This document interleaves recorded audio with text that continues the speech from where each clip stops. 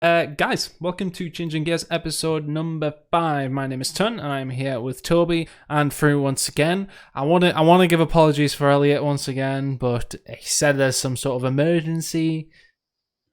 I'm gonna feel bad when I find out it's actually like really bad emergency, and I've said that. But otherwise, we'll get him in here at some point. I know everybody loves his colourful personality, but Toby and Frew. How we doing after a very interesting qualifier once again? We are going to break that down, of course. We went through that pretty much every single week so far. We've got a few other things to discuss. A little bit of a shorter episode this week, just so Frew doesn't die on camera because he's been a bit rough today. No Trip Cap Cup after this, actually, if anybody's around for that. We're not hosting one this week, but we will be back next week with that one. But let's get into it. The results from this week's Pro League Qualifier. EU's finest back on top. Not surprised by that at all, are we?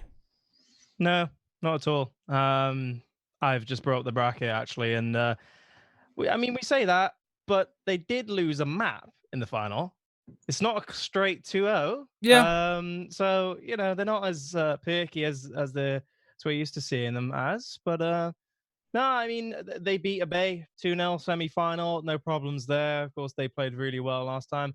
Not too difficult of a run for the rest of the games, but they did play up against Top Boys, as I said, losing a map in the grand final. But I think, the main storyline really is the fact that Top Boys even got there in the first place.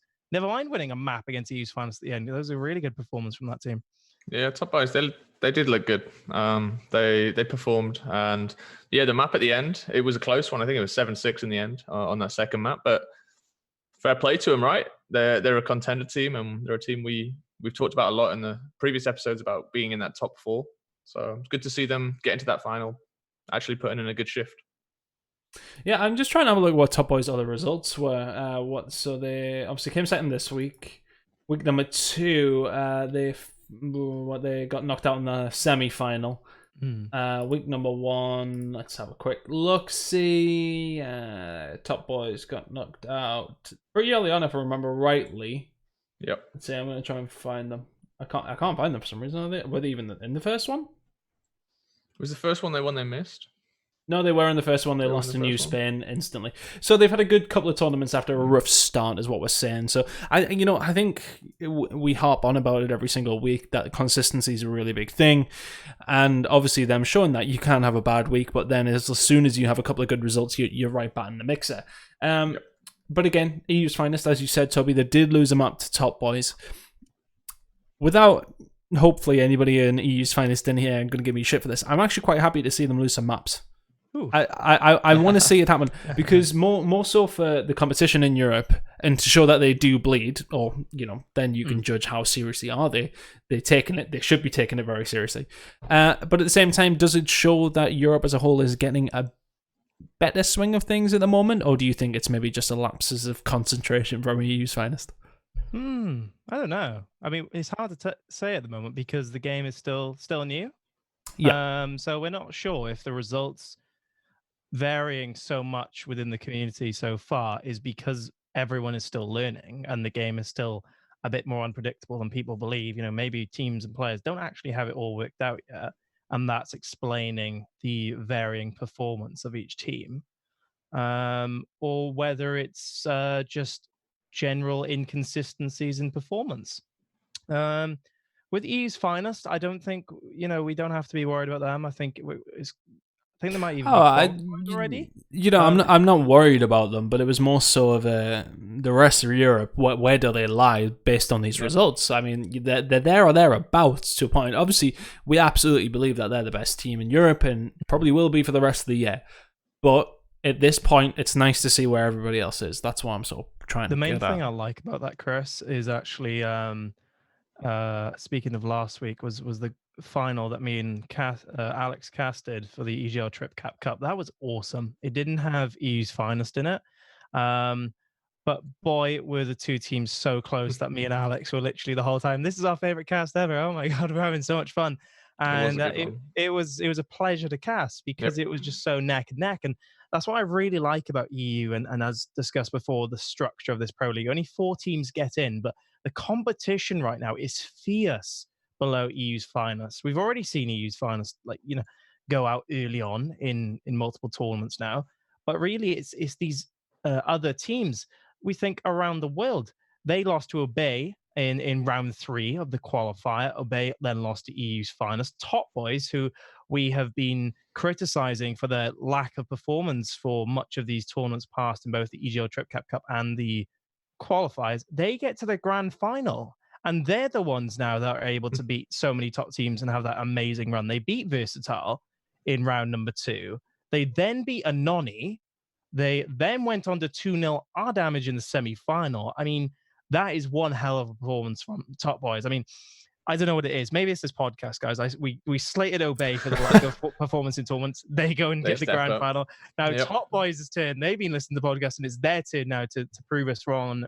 And it's great to see this competition. It's what I'm enjoying most about this game so far and casting over is how close it is between this whole top 6. I don't think we've seen this in a long time in the EU gears. Yeah, Frew, are you taking some of that as well as Toby is? Are you taking some of the credits? I'll try. I'll try my best. No, I do. I think it's good to see. I think we question teams as well. Like New Spain in the first couple of weeks, we said they look really good, and now they're the teams that are kind of they're at the bottom end of that top 6. And our Damage as an example are pretty much consistently in the quarters or semi-finals. They're doing pretty well. They're just slogging along. They're in that top 3 at the moment. So there's a lot of competition. And there are teams that like HLH is an example. They've lost a few people or split up entirely, but they were also in that group of contenders as well. So I think that I don't know, top 6 is maybe selling it a bit short. I think it's more top 8 really. There's a lot of teams up probably there. right. Yeah, real close. And it is good to see that pack catching up to EU's finest a bit as well. Yeah, it's nice to see Anoni still in there. Consistent results. So obviously they won 1 and 2 top 8s is keeping them contested in and around this. Just reading this from Bossman's tweet actually that you've linked in there. So shout out to Bossman. He was in here chatting last week, so hopefully he's coming along and chatting to us once again. Just to read out the positions currently in Europe, it is EU's finest in first, Anoni in second, R Damage in third, and then Obey and Top Boys currently tied for 4th. Yep, it's very close. It's very, very close. We know that within Europe, specifically for 2nd, 3rd, and 4th, is really where everyone's sort of like, it's very, very tight. Is there anybody around the world for me? You have to look at some of their results and the fact that are they not? They're not even in the top 5 at the moment. So I'll give you, this is something I'm going to post in here as well. I'll give you the top 10 because I think it's even. I was going to say because I couldn't find it. Yeah, it's even closer when you look outside that top 5. There are still a few other teams that are pretty close to there. So there's the top 10. I've just posted it now. Private chat, but we'll get it in the. Put it in the chat. You're fine. So around the world in 6th, New Spain in 7th. New Spain in 7th actually surprises me considering we haven't really seen any standout results, but they must have just continued to be consistently all right. So they're in and around with a shot, but I mean it's super super close. Wait, is it? It's top of my head. How many points was it for a win again? I should know these things. Hold on. 200 for the first place, right? So 200 for first place. 120 for second. So any team here coming second in the next tournament will bump themselves up. Yeah. No so end. I think the thing is that everyone's sort of looking at EU's finest, and if they have a bad tournament like they have done before, and they get knocked out early, then that can create a big swing, and that's where people's opportunities are going to lie. When these guys start to falter, that is when everyone can sort of pounce and try and go for that first place, of course. That's what has happened in a previous week, but at this moment in time, it's still very much up in the air. The last 2 qualifiers over these next 2 weekends are going to be super, super important. Who are we thinking then? Based on what we've got now, do we see any slip ups from some of the top 4 No Bay Alliance and Top Boys, or do we see them getting better with Arm Damage maybe slipping down? Or what are we thinking? Because as said, we'll say it time and time again, EU's finest are pretty much a shoe-in, but everybody else, it's still up in the air. Are we thinking the current top 4, which is in that? Well, top 4, top 5, that's in there, or do we think somebody outside of that top 4 can break on through? I mean, I think there's potential for one of maybe the teams in 6th and 7th, so around the world in New Spain, to maybe sneak a win. Yeah. I mean, EU's finest, I think, are guaranteed now. Maybe not completely. Maybe you need like 60, 70 points or something. But yeah, they're going to be in there. Think and so. Then, you would think so. I mean, it would take a win from Anoni and it would take a win from our damage to then shove them down. Yeah, they would have to have a horrible time, like literally lose. They'd have to have two horrible times. Two I think double first rounded basically. Looking at what we see, I mean, the next 4 teams, 3 of them are usually on that bottom side of the bracket. So Top Boys, Our Damage, and Noni usually kind of face each other. So there could be some upsets there where one team, really stops another early on.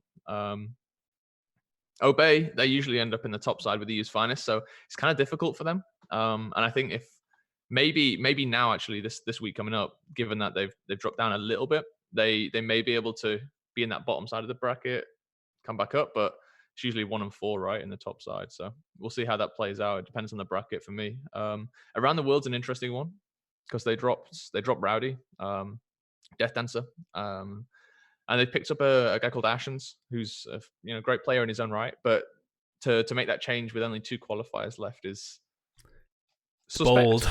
It's bold. Especially when you were in the final. You've played very, very well. And as a team, you only need one good result really to solidify that spot in the Pro League. So interesting change for me. Interested to see how they do in these, in the upcoming tournaments as a result of that. What would be really an interesting thought experiment for me is if a team qualifies and secures their spot guaranteed for the Pro League, that if they were unable to compete in any remaining qualifiers, because then that would quickly remove the teams that seem to be winning everything. Think like NRG. I don't like that though, because then it sort of creates a different player field, doesn't it? It doesn't seem as fair. And that's what I mean. It does seem like a lot of these teams are so. I'm not saying they're close for this reason, but I think it's a factor to consider. Thrown in is that a lot of these teams have inconsistent performances depending on how the bracket can fall. Mm-hmm. A lot of them can go out early because they get EU's finest early, and then the next week they don't, but then find themselves losing to them again the following week, but just in a later stage of the tournament. So, I mean, that's just a thought experiment, of course. But I think the biggest surprise for me, looking at this top 10, is Versatile. If we were to make predictions back on Gears 4, who would be in the Pro League, we would throw Versatile in there, basically in front of Our Damage, right? We'd put them in a strong second, right behind the EU's fans. But here they are. They're 8th/9th. I mean, look at their most recent performance. They lost to Top Boys, admittedly. But look at the stage. It was round 2 they went out this time. Yeah, Anoni it was. It's just so early. Yeah, it's right. It's. I mean, we're saying that, but you lose to Anoni in that second round. Anoni are the second seed team, right? So it's a weird one because you would expect them to be that second seed team, but against the second seed team, maybe you'd also expect them to. You'd say that's a tough bracket if it was the other side of the bracket. I don't know. I brackets aside, I think it goes back to how we were saying it's a very close top 6, top 8, and realistically, it kind of depends on performance on the day. If you make that top 4 every single week, you pretty much guaranteed it. Just given the inconsistency of the rest of the teams. Yeah, that's why Our Damage are there. Like they've not made a final, but they're consistently up in round 4. So consistency. I think that's it. You have you see some teams have one bad week, and that could potentially cost them. Especially if some of these other teams like Our Damage are literally finishing like top 4 every single week. Then they're going to be in a good spot because they're picking up consistent points. Speaking of points, ladders. When we look towards the ladder, how important do we think that is for the qualification now? At this point, do you think it's really going to come down to that? Yeah, I mean, I'm in a bit of a rant about it on Twitter the other day, but I think from looking at the ladder since then, it's actually spurred a few teams into competing on it. It's all us. We're literally G'ing them on at the moment. Someone's got it, right? And no, I'm joking. But for example, Versatile, we've said not fantastic in these single elimination best of one series. But you look at them in the ladder now, and where are they? They're you know, One they're, and they're one. not even. Yeah, where are they? Like, you gotta be thinking.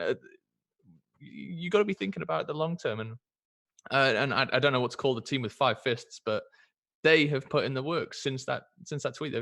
They're all the way up there. They've overtaken Noni. Noni was top of the leaderboard, and now 5 fists or whatever we're gonna call them. They're up there and they're kicking ass. They're so far above. So they've basically guaranteed themselves a placement in that playoff tournament at the end for that 4th spot just by putting the work in on the ladder, completely ignoring the tournaments.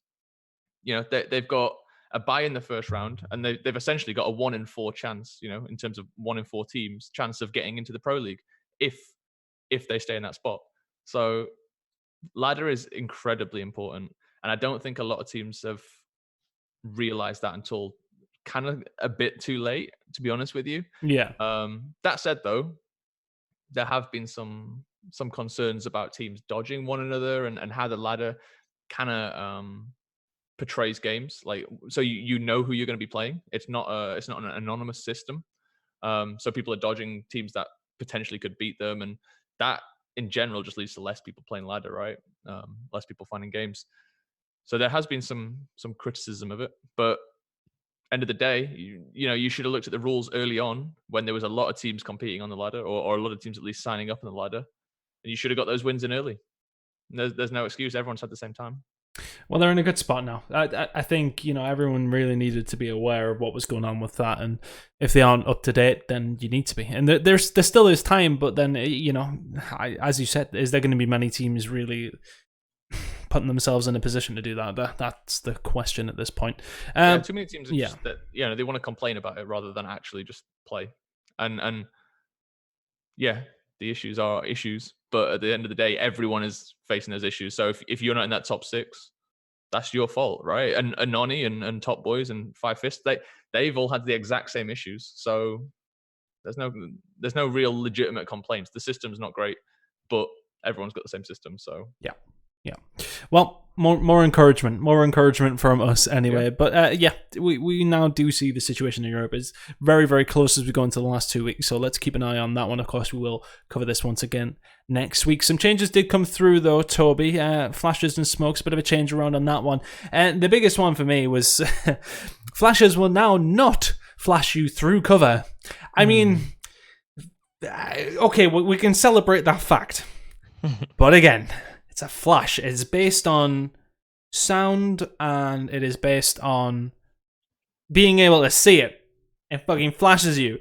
Shouldn't have ever been able to do it through cover, is sort of my argument. But anyway, it's fixed, and we're happy about it, I feel. Thankfully. And earlier the better, of course. We saw some competitive players actually very early on throwing flashes on cover on purpose, even when they know they can easily aim past the bench that the enemy's sitting on. They'd still aim for the bench, and that's clearly not right. You've got to attempt at least to be accurate with a flash.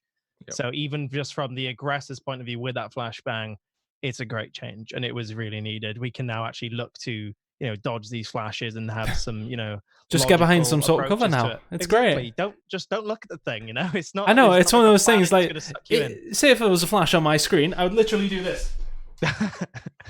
And for anybody just listen, I literally just moved away from my screen. It just looked away, and it just, to me, that just never made sense. That never, ever made sense to me. I was fully on board for the flashes. I thought it was a good thing to bring in, but good Lord, why was it ever a thing in the first place? Let's be honest. I think this change overall of the flashbang is a very smart one from the coalition. Alex was discussing, especially last week, that we can't just change it completely to a stun grenade because that would change things. The flash is designed with the whole game balancing in mind. And all they've done really is address the most important issues of the flashbang in at least the community's eyes. One is essentially a glitch, if you will, flashing through cover. No one wants that. We want a logical flashbang at first, regardless of how effective or overly effective it is. But also the flash actually on the screen. The visual issue of the flashbang has perhaps been the loudest complaint from the community.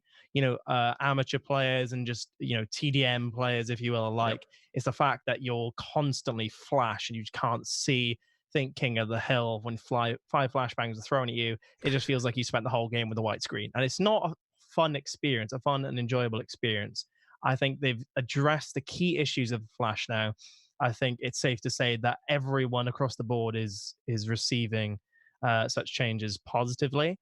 And I think now that we've removed these issues out, we can truly test the flashbang in the real world, give it time. And then if we still think it's overly effective, then we can make some changes. At least we're on a level playing field now where we can actually, analyze, hey, is the flash overly effective or is it just annoying? Because there's a difference, We've got Death Dancer in the chat saying that the stun still needs to be removed. I'm presuming he means to the point of where you can't literally fire your gun or anything. Are we agreeing with that? Because, I mean, personally for me, I think, the blinding is fine. I think that's enough for me, but I don't know what you guys think.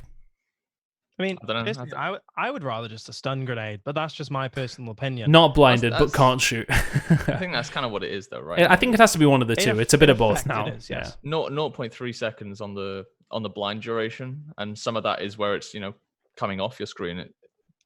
It's there, but it's only there to let you know that you've been hit by a stun grenade. Oh, and if that makes sense.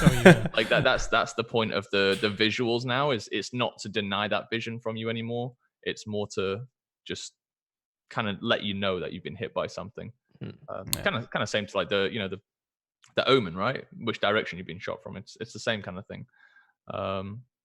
I think on that as well, just stun wise, I can't see a way you can get rid of it. Like, what happens when you get rid of it? Look at the long term, and that's where it starts to get a bit difficult for me, because you need something to address how hard it is to break setups in some of the maps, right? Some of the maps it's difficult. Yeah. On a more kind of casual ranked perspective, I kind of like the change to the loadout option as well. So all loadouts are now are default smoke. So more players will just load in and have smoke by accident. So that kind of reduces it a bit. I liked that change and I didn't like that change, because I was like, well, yeah, okay, you're going to stop just random people who haven't got a clue how to even changing it, which is fine. But I also have an issue with that, because at the point of where players are going to be like, hold on, how the fuck's he got a flash grenade? Like, why am I running around with smoke? Like, I think... But I mean, I don't know, it's a bit of a weird now saying that the flash is still more powerful than the smoke, right? I'd agree, yeah.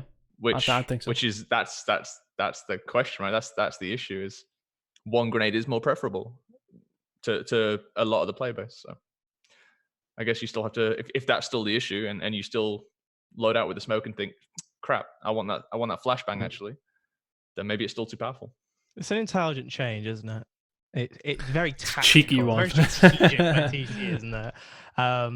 You can look at that change as a positive or a negative. I mean, ultimately, it doesn't really change anything, because it's still there, and anybody can still have it. It's still there.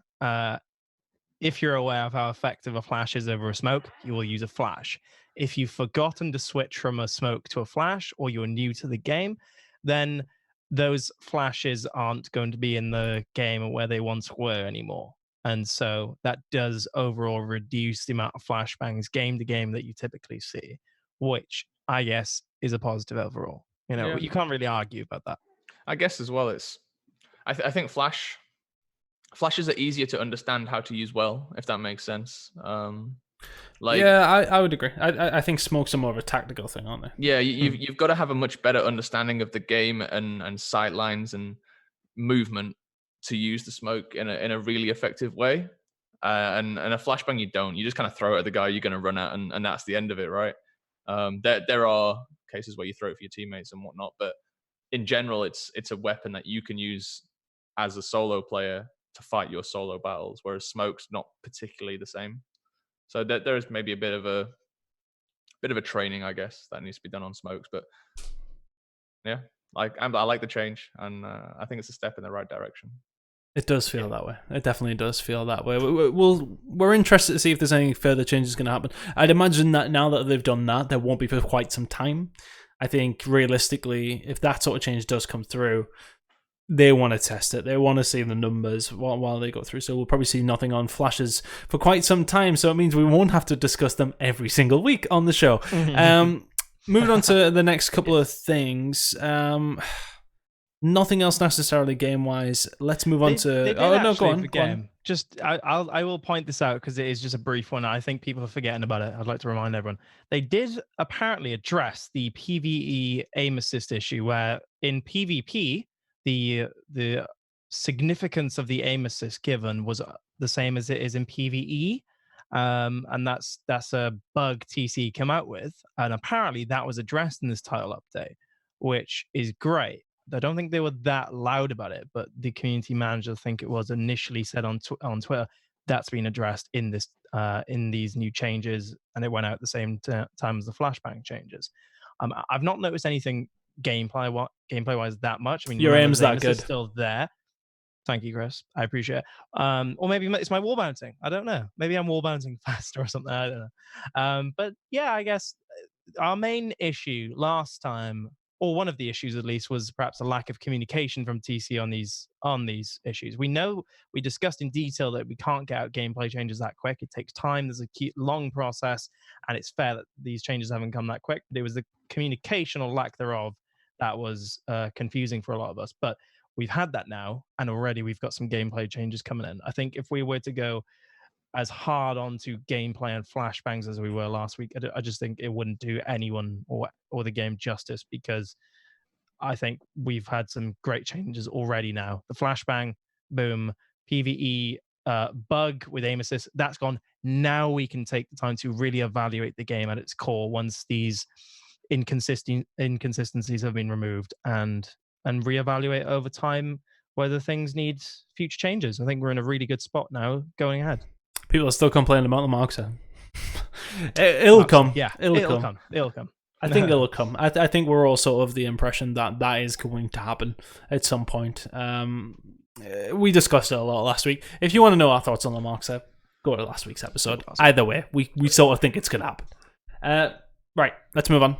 Let's move on to the mixer matchups that got announced this week. So, Nash's only King of the Hill event, the grand prize, has travelled to complete in the Mexico Major in March 2020. And the participants, I love this by the way, get exclusive showdown weapon skins. Exclusive weapon skins for attending an event. So you've just mixed up 2 points there, but both of them are cool. Both of them are real cool. Yeah, so mixer matchups separate. I should have separate. Wait, hold on, because it was part of the whole thing. I thought it was for going to the mixer matchups. No. So you're right. The mixer matchups and below. So the grand prize and the showdown weapon skins, super cool. So the stores. So when do you get the showdown weapon skins? At the mixer matchups. Yeah, that's what I meant. Yeah. But you said that it's not Nash's only King of the Hill at the mixer matchups. Oh, right. Okay. Yes, at the top. I was thinking, why would they do that? Never mind. Okay. Yeah. Okay. So versus event, Nash is only King of the Hill. That's the current, playlist basically to replace Arcade 2.0 or Double Arcade. Don't listen. But Nash is only King of the Hill is cool, and I think it's a nice, fun game mode. But yeah, the mixer matchups are. That's the one I want to touch on more. I was thinking to myself, why would they do a Nash's only event to qualify to go to Mexico? Yeah, it's a bit of a different one, right? It'd be interesting. But either way, I absolutely love the fact that, and I know obviously we'll all talk about the fact that it's a trip to Mexico for a team who qualify, etc., etc. Yeah, great. But I just think, as an esport, the fact that they're offering skins specifically to people who attend a certain or go into a certain tournament, you get certain skins. That's a. I mean, this is probably my frustration coming as like a big Call of Duty guy. None of that shit's ever happened in our esports. So I think for all of some of the complaints that do come in about Gears of War as an esport, I think there are some things that people have to realize that they're pretty shit hot on. It has to be said, they're pretty shit hot with. Yeah, the skins are cool as well. I really like them. Green and black. I posted a link in the Zoom. I don't know if you can bring that up or not, but they look pretty cool. And yeah, it's just a cool prize as well, right? Like you go to your regional store, you're helping bring this grassroots esports in local areas. From that, you get that little bit of a leg up into the big leagues and can't ask for much more. I think it's a really good initiative, and I like what they're doing with the mix of matchups and the Microsoft stores in general.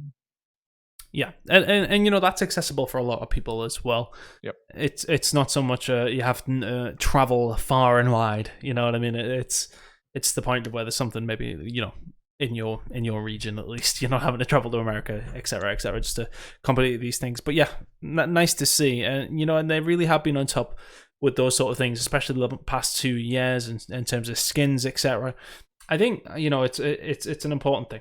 It's an important thing. I think that not enough esports do it. As said, my frustration as a Call of Duty guy is really shining through here. But I think it's a solid addition coming from TC. Anything from you, Toby, on these ones? You remain this quiet. is just another shout out, right, for Gears Esports. Gears 4, right, for esports skins was awesome. They brought them out so quickly, and the complexity of the designs were just, they were brilliant. I was proud to be a Gears fan when they came out. I was like, oh man, I'm going to buy them all. They were just so cool. And it's just great to see that they're continuing that into Gears 5. Not only to support, I mean, we haven't got any team skins yet, but I'm sure they're going to come, right? Assuming they're not going to go backwards. They'll be after the first major, I'd imagine. 4. Exactly. But they're also using skins to really promote, you know, Gears Esports again. I mean, what more do you want? Gears has been known for its cosmetics, its graphics over the years, all the way since Gears 1.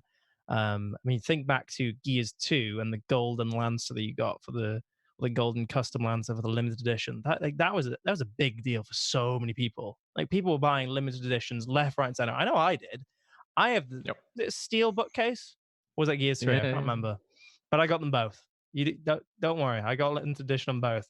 And it was fun. And here we are now. We can have skins on every gun, and I'm just glad that Gears takes advantage of that system. And take that COD. It's not. That was not necessary, was it? But it's all right. That's it. Podcast, right? Yeah, fuck COD, apparently. Yeah. Okay, moving on to the next topic. Actually, something that we didn't touch on there before. Of course, there was an update to the Pro League qualifiers to the point of where best of three is now coming in at quarterfinals. We can quickly brush over this, but that's a positive thing, right? We have to be happy with this. Yeah. I think it removes a little bit of the slowdown from teams playing best of threes earlier on, because most of the big matchups come in that that later stage. Good change. I think also being a bit stricter on teams delaying the tournament as well is also a good change, because I know it's not necessarily the best to play best of one, but in the grand scheme of things, it is, and you got to respect the tournament format. So good changes all round for me. Yeah, fair play to TC. They acted on this fast. Was it the last podcast or the one before that we were really talking about this issue of it's one of the first ones, gentlemen's agreements of best of threes early on? Well, 2 or 3. Notice this is a key issue that many teams are doing this, so they believe it's an issue. Those players, and TC have gone, you know what? Okay, this is an issue. We're going to address it, and we're going to address it in the most fair way possible. We'll give you an extra round of best of threes, but you have to abide by that. But here's the thing, with that added time constraint, you have to be very strict with your time constraints elsewhere, and there will not be, any gentleman's agreements going forward. It has to stick to the system, which I think is fair. We talked about how unfair it could be for teams in some rounds where they're playing a best of one in a tough game, but the opposition elsewhere on the bracket in the same round are playing a best of three. It's not really fair. If one, all rounds should have the same amount of, maps per round, per match, if you will. So I think that's a great change. Again, shout out to TC responding differently. This is a complete different response from us, I think, because of course last week we were like, hey, TC do this, TC do that. Where's the communication? Now I feel like we're just praising them for all their actions. So, thumbs up to TC. They've really performed in a multitude of areas. Yep. Agreed. I was going to make a joke, but I won't. We'll not take the piss out of Toby too much this week. I feel like you got the brunt of it last week, so we'll maybe leave you alone. Okay, let's jump into one of the last things. We are having a bit of a shorter episode. I'm curious to see that Frew is getting ready on our screens. I'm not I'm not falling over just yet. I'm all right. Not quite. A couple of roster changes coming in around the world, dropping Rowdy and picking up Ashens. We sort of half touched on it before. Are we happy with this pickup or not? Is it one of those things? For me, it's sort of like again, changes coming through. Is it the right time, etc., etc. Whether or not it's the correct move for them or not, it's more so the fact of timing. I think for me, the question is it better for the team? You look at the players, and I think 1 for 1, I don't see much difference. Like, I honestly don't. I think Rowdy has stepped up his game a lot. Then you question whether it's worth it. Yeah, it's difficult. I don't know if it is, because Rowdy is one of the most dedicated players I know, and he's definitely stepped up his game since Gears 5. Ashens 2 years ago, we'd have said he's one of the up and coming stars of Gears, and like we'd have predicted him to be on one of these top 2 teams. Really, like he was one of those players. He was I guess a similar example is a mini Powers, right? Like not to the same degree, but it was a name we were definitely looking at. Yeah. Whether or not he's, I don't know. I actually don't know. I'd have to see them play, because I think as a team, maybe they'll be more comfortable, and maybe Ashens fits into the vibe of the team a little bit better. But I can't. I wouldn't personally make that decision to drop Rowdy at this point in time. I'm in the same boat, really.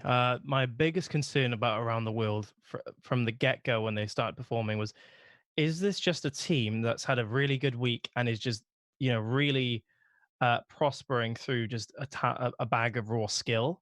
Is this a team? Because it was like it was a random grouping of players that we haven't really seen before. They're all veterans. Everyone knows who each of these players are, but they've made a team and they've done really well. Is this, 1, going to be consistent going forward? 2, is this team going to stick? And 3, I mean, as a performer, will other teams generally with more experience actually just win through brute force, through teamwork going forward? Are they just, taking advantage of how inconsistent other teams are and how unlearned the game is currently? That was my concern. With this roster change, I feel like maybe things don't change up that significantly. I can't really say at this point in time that Ashens is significantly better than Rowdy or vice versa. I think they're around the same, like Alex said. And I would echo that Rowdy is actually performing super well in this game as well. So it might be a behind the scenes thing. Maybe Rowdy didn't get on with the teammates. Not too sure about the reasoning. I'm not sure. I haven't seen any tweets or anything explaining why it's happened from any parties involved in this. But I mean, I feel sorry for Rowdy a little bit, because he has been working his heart out. For those unaware, is he still in charge of the Gears EU Twitter? Yeah, he's still working hard, in Gears. Yeah, and so, sad to see, I guess, for Rowdy. But it's still, I think this team is still gonna stick in the same way, performance-wise. I think we're gonna see a radical shift in anything, and I think Around the World perhaps have just gone behind the scenes on a tactical scouting spree as they're trying to gun for top 4.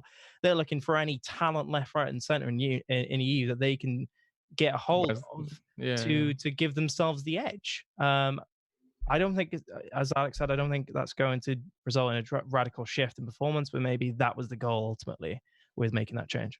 I think one thing that is kind of been handled well is actually how the actual change was handled by everything I've seen and heard and read on the likes of Twitter. It was actually handled quite pleasantly as well. Rowdy came out and just said, look, not part of it, no bad blood, looking for a new opportunity, but appreciate the time that I had with the team. I like to see that. I like to see a little bit more maturity in the community. Also, I kind of would have just maybe made the proposition, if you want to bring in a new player, maybe move Rowdy to a coach position and have him, carry on with the team that he's put a lot of effort into. Give him that opportunity. Maybe that was an option. Maybe it wasn't. I don't know. But what I do know is that hopefully he'll find a new team. Hopefully. I think that this sort of decision is possibly made because of where Around the World are in the rankings. Sitting in sixth, of course, 4th and 5th is tied up between OB Alliance and Top Boys at 210. They're only 20 points away though. That's one better placement Yeah. Then either Obey Alliance or Top Boys, and then suddenly they're in the mix. So it takes nothing to get it back. Maybe they think it's just one slight change that we did actually need to just maybe take us over that edge once again. But it's I mean, they're still a little way from our damage, which is obviously the automatic qualification spot, but one bad week from them again. We say this every week. It's about consistency. If one team has one slip up at this point now, that's when things get a little bit scary. You can have a slip up in week number 1, but whereas it's getting to this point, there's 2 more weeks to go. If you are around the world, maybe you think that change is going to make a little bit of a difference, and a little bit of difference is what could actually make you qualify for the Pro League. So we will indeed see. Just checking if there's any questions from the chat. So one coming in from Carlos. Just joined in. What do you think of the reciprocity change of Sleepy for powers? I'm going to pass that over to you boys. What do you think of that change? I mean, 1 for 1, I rate powers higher than Sleepy. Sleepy has been one of those guys, I guess, kind of in the same vein as we were talking about Rowdy. He's so passionate about the game, and he puts his all in for it. But can you deny raw skill? And I'm not sure you can. And I think Powers he's on the upwards track, whereas Sleepy I kind of believe he's at the top of his game. So maybe long term, maybe it is a good change. I'm not sure. Difficult one. We talked a bit about it last week, I think, but for me, it really depends how they utilize him, and if they're going to use that power that Powers does bring, then yeah, it's a good 1 for 1 trade. Whether or not it's good morale wise, whether it's good in terms of experience, we'll have to see. I guess. Yeah. Let's roll on to San Diego and find out. Yeah, I think they have to really facilitate him just going off and really putting in the slaying power to separate themselves and really, take use of such skill. I mean, Rec maybe have made this change just like around the world, right? Rec haven't had the performances that they wanted. Their goal has always to be that guaranteed second behind NRG for when they simply cannot catch up to NRG, and it seems like that's been the case for a long time, right? And so that's a fair goal for them, but they've not been getting anywhere near that really as of close. I mean, they lost to Mesa just by 1 map in the semi-final in the last one, and they've been inconsistent, it's safe to say, in their performances in the rest of the tournaments, given that their goal is probably top 2 in America. And so maybe they are just looking for that edge. Maybe they are just looking for instead of having that the passive, smart play style of Sleepy being swapped out for one of the most aggressive, raw skill field players Gears Esports has ever seen. I think it really goes to show that this is a strategic change for them, and it's just a matter of them just trying to get the leg up over their competition, because just like in EU right now in NA, the competition is fierce currently. And we even mentioned before, just like EU's finest, NRG are not performing as it to such an elite level, possible flawless level, as we've seen in the past of Gears 4. So things are up in the air. Teams are trying to move quick and fast, ready for this Pro League, and they're trying to get as much of an advantage over their competition as possible. I will say on the front, I'm just having a quick scout through results. Last Sunday, they did all right actually. They lost to Mesa, but they lost to Mesa 2-1. And obviously Mesa looking like kind of top 2 team right now. So that was in the semi-final. So Rec in their first tournament with Powers in there, they look pretty strong. And I'm not sure if that's really a good indicator. They lost in the quarterfinals the week before with Sleepy, and then the week before that they got to the finals. So like it's kind of one of those things. The average result is second place for them, both with Sleepy and Power so far. But long term, we'll see. I mean, that's just something coming from the chat as well. What's your take on Mesa Gaming excelling from Gears 1 to Gears 5? They're consistently at the top in the NA weekly tourneys, or do you think it's premature hype? If we're seeing this consistency, you've got to be happy about that, surely. Rather than it be premature hype from Mesa. I guess I don't know. Mesa have looked good, to be quite honest with you. Yeah. Carlos is saying in the chat based on what we're saying. Yeah. Mesa slapped him 7-1, 7-0, and yeah, like when Mesa are on fire, they do look good, but they still lost the map. And well, I guess at the end of things, it's map count, not round count, that matters. So got to look at the map score really. Okay. Excellent. Right. Okay. Well, we'll start to wrap things up. Yes. Sorry, Rowdy. You did miss us talking about you. If you watch back on the VOD or listen back, we've given you props. Or these two were, at least, anyway. So yeah, if you want to catch the VOD, if you did come in late, anybody who is in here, we will be up on YouTube. As said, we also will be on Apple Music and Spotify. If you just search "Changing Gears" on either one of those, or keep an eye on the EGL Twitter. We will obviously always post that one out. Any parting gifts from you two? Frew, lemsip, cup of tea, get yourself to bed. Is that what you're going for? Duvet and just bury myself under it. No, I'm not going to be here next week. I'll be at EGX, but if anyone's at EGX, say hi. Hope next week's episode's as good as these first 5, and I'll see you in a couple of weeks. We'll see if we drag Elliot out of whatever hole he's in right now. Toby. Yeah, thank you for another show, Chris. Pleasure as always. I know this was a bit more of a quiet one. We got really deep. There wasn't a lot going on this week. Let's be honest. There was a lot of details that we really well, at least I ranted about in the last podcast. So it's nice to have like a quiet one. Alex, a nice session. I appreciate Alex making it. Rather than just being me and Chris talking for a straight hour or whatever. Shout out to him. And Alex, I just thought if you're free in the weekend and feeling better, then this would be a good weekend as well to cast. But of course, as we do every weekend, we'll try and visit that and see if we can both, make ourselves available, because there's not going to be a cast tonight. We haven't got a Trip Cap Cup, and so it would be great to this week cast EU as it's getting so close with the points and whatnot. I'd say I'd join you, Toby, but I'm away on my stag do tomorrow. So I will be in no fit state to cast any Gears of War on Sunday, mostly because I'll be in Amsterdam. But on top of that, I will be inebriated, I'd quite imagine.